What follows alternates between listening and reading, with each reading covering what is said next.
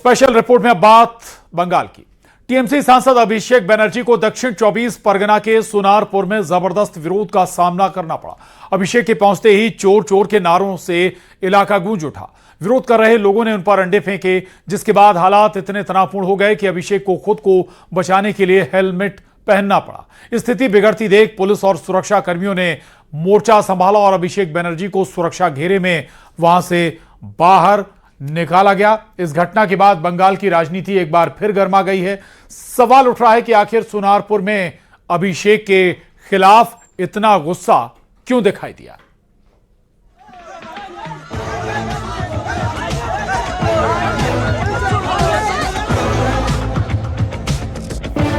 सुनारपुर में सियासी egg attack.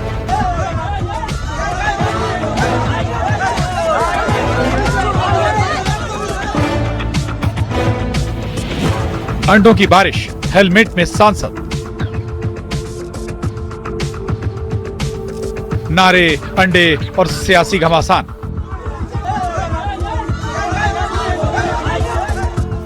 पश्चिम बंगाल के सुनारपुर में उस वक्त हंगामा मच गया जब टीएमसी सांसद अभिषेक बनर्जी चुनावी हिंसा के पीड़ित पार्टी कार्यकर्ताओं से मिलने पहुंचे।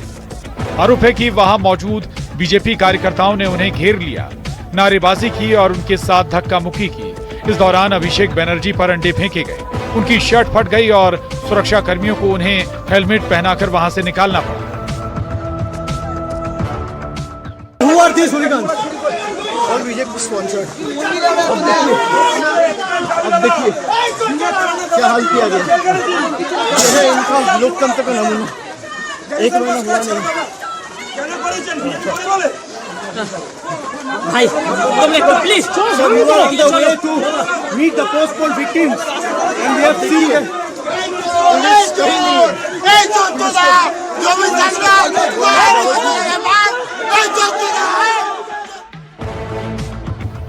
अभिषेक बनर्जी ने दावा किया है कि पूरी घटना कैमरे में रिकॉर्ड हुई है। उन्होंने कहा कि वो इस मामले को लेकर हाईकोर्ट जाएंगे और राज्यपाल को भी जानकारी देंगे।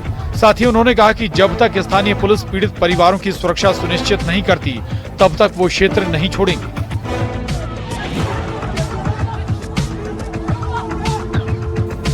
अभिषेक बनर्जी पर हमले की सपा अध्यक्ष अखिलेश यादव ने निंदा की। उन्होंने एक्स पर पोस्ट करते हुए लिखा कि अभिषेक बनर्जी के ऊपर जानलेवा हमला करवाकर बंगाल की अराजक बीजेपी सरकार ने साबित कर दिया है कि बीजेपी नफरत भरी नकारात्मक हिंसक राजनीति के सिवाय कुछ और नहीं कर सकती। इतने संवेदनशील वातावरण में भी पुलिस की व्यवस्था न होना एक बड़ी साजिश की ओर इशारा करता है। सुनारपुर को राजनीतिक रूप से बेहद संवेदनशील इलाका माना जाता है। यहाँ टीएमसी और बीजेपी के बीच लंबे समय से कड़ा मुकाबला रहा है और चुनावी हिंसा की घटनाएं भी सामने आती रही हैं। ये सीट फिलहाल बीजेपी विधायक रूपा गांगुली के पास है, जिन्होंने विधानसभा चुनाव में टीएमसी उम्मीदवार अरुंधति मैत्रा उर्फ लवली मैत्रा को हराया था। सुनारपुर की ये घटना पश्चिम बंगाल की राजनीति में बढ़ते टकराव की नई तस्वीर पेश कर रही है। अब सबकी नजर इस बात पर है कि पुलिस जांच और राजनीतिक प्रतिक्रियाओं के बाद ये मामला किस दिशा में आगे बढ़ता है। Bureau report, news 18। Uttar Pradesh में राज्यसभा चुनाव की आहट के साथ ही कांग्रेस में हलचल तेज हो गई है। बिहार, हरियाणा और उड़ीसा में क्रॉस वोटिंग का नुकसान झेल चुकी कांग्रेस इस बार कोई जोखिम नहीं लेना चाहती। यही वजह है कि दिल्ली से लेकर भोपाल तक बैठकों का दौर जारी है और आला कमान लगातार नेताओं से 1 to 1 चर्चा कर रहा है। रिपोर्ट देखिए। मध्य प्रदेश में राज्यसभा चुनाव को लेकर कांग्रेस पूरी तरह से अलर्ट मोड पर नजर आ रही है। पार्टी नेतृत्व को सबसे ज्यादा चिंता तीसरी सीट को लेकर है, जहां क्रॉस वोटिंग की आशंका से इनकार नहीं किया जा रहा। बिहार, हरियाणा और उड़ीसा के राज्यसभा चुनावों में पार्टी को क्रॉस वोटिंग का झटका लग चुका है। ऐसे में कांग्रेस हाईकमान मध्य प्रदेश में पहले से ही सख्त रणनीति पर काम कर रही है। दिल्ली में बैठकों का दौर चल रहा है। हाल ही में पूर्व मुख्यमंत्री कमलनाथ और नेता प्रतिपक्ष उमंग सिंगार को दिल्ली बुलाकर शीर्ष नेतृत्व ने चर्चा भी की थी।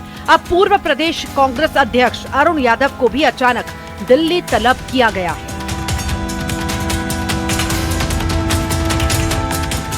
पार्टी सूत्रों का दावा है कि आलाकमान ने साफ संदेश दिया है कि तीसरी सीट पर किसी भी कीमत पर क्रॉस वोटिंग नहीं होनी चाहिए। नेता प्रतिपक्ष उमंग सिंगार को भी 2 बार दिल्ली बुलाकर चुनावी तैयारियों और विधायकों की स्थिति पर विस्तृत रिपोर्ट ली जा चुकी है। इस बीच राज्यसभा उम्मीदवार के नाम को लेकर भी सस्पेंस बरकरार है। हालांकि नेता प्रतिपक्ष उमंग सिंघार ने संकेत दिए हैं कि कांग्रेस 3 या 4 जून तक अपने उम्मीदवार के नाम का ऐलान भी कर सकती है। 3 से 5 जून को आपको राज्यसभा का कांग्रेस का कैंडिडेट की घोषणा हो जाएगी लगभग। मैं आपको कहता हूं, बस आप इंतजार कीजिए 3 से 4 तारीख को। तो वहीं बीजेपी कांग्रेस की इन बैठकों और दिल्ली दरबार की कवायद पर भी तंज कस रही है। बीजेपी का कहना है कि कांग्रेस को अपने ही विधायकों पर भरोसा नहीं, इसीलिए बार बार दिल्ली बुलाकर निष्ठा की परीक्षा ले रही है। देखिए, राज्यसभा चुनाव नजदीक है। निश्चित तौर पर सभी राजनीतिक दल अपनी तैयारी करते हैं।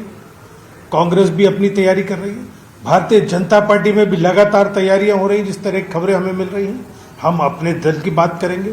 कांग्रेस के वरिष्ठ नेता हाईकमान से लगातार मिलते रहे, राज्यसभा चुनाव की तैयारियों को लेकर के अपनी रिपोर्ट प्रस्तुत करते रहे और इस बात से मुतमईन हो गए हैं कि कांग्रेस का विधायक दल एकजुटता के साथ वोटिंग करेगा और राज्यसभा चुनाव में कांग्रेस का प्रत्याशी विजयी होगा। इस बात को लेकर के हाईकमान भी आश्वस्त हो गया है।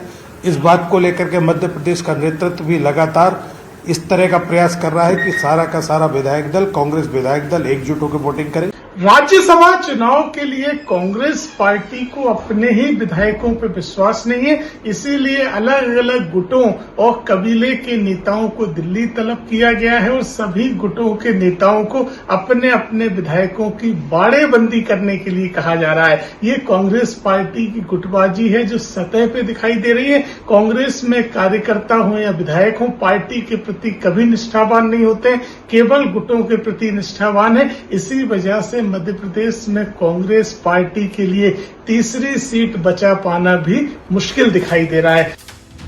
मध्य प्रदेश में राज्यसभा चुनाव भले ही अभी कुछ दिन दूर हो, लेकिन राजनीतिक हलचल अपने चरम पर पहुंच चुकी है। कांग्रेस जहां क्रॉस वोटिंग रोकने के लिए पूरी ताकत झोंक रही है, तो वहीं बीजेपी इस मुद्दे पर लगातार हमलावर है। अब सबकी नजर कांग्रेस उम्मीदवार के नाम और चुनावी रणनीति पर टिकी हुई है। Bureau report, news 18। और मध्य प्रदेश में आगामी राज्यसभा चुनाव को लेकर कांग्रेस आलाकमान पूरी तरह से अलर्ट मोड पर आ गया है। बिहार, हरियाणा और उड़ीसा में हुए राज्यसभा चुनाव में क्रॉस वोटिंग का दंश झेल चुकी कांग्रेस अब मध्य प्रदेश में कोई भी जोखिम उठाने की मूड में नहीं है। यही वजह है कि दिल्ली में बैठकों का दौर तेज हो चुका है। आलाकमान मध्य प्रदेश कांग्रेस के बड़े नेताओं से अलग अलग मुलाकात कर रहा है। इसी कड़ी में पूर्व मुख्यमंत्री कमलनाथ और नेता प्रतिपक्ष उमंग सिंघार से शीर्ष नेतृत्व की मुलाकात के बाद आज पूर्व प्रदेश अध्यक्ष अरुण यादव को भी अचानक दिल्ली तलब किया गया है। सूत्रों के मुताबिक आलाकमान ने सभी दिग्गज नेताओं को सख्त अल्टीमेटम देते हुए साफ कह दिया है कि तीसरी सीट पर किसी भी कीमत पर क्रॉस वोटिंग नहीं होनी चाहिए। नेता प्रतिपक्ष उमंग सिंघार को 2 बार दिल्ली बुलाकर तैयारियों की रिपोर्ट ली जा चुकी है। देखिए, राज्यसभा चुनाव नजदीक है। निश्चित तौर पर सभी राजनीतिक दल अपनी तैयारी करते हैं। कांग्रेस भी अपनी तैयारी कर रही है। भारतीय जनता पार्टी में भी लगातार तैयारियां हो रही, जिस तरह की खबरें हमें मिल रही हैं। हम अपने दल की बात करेंगे।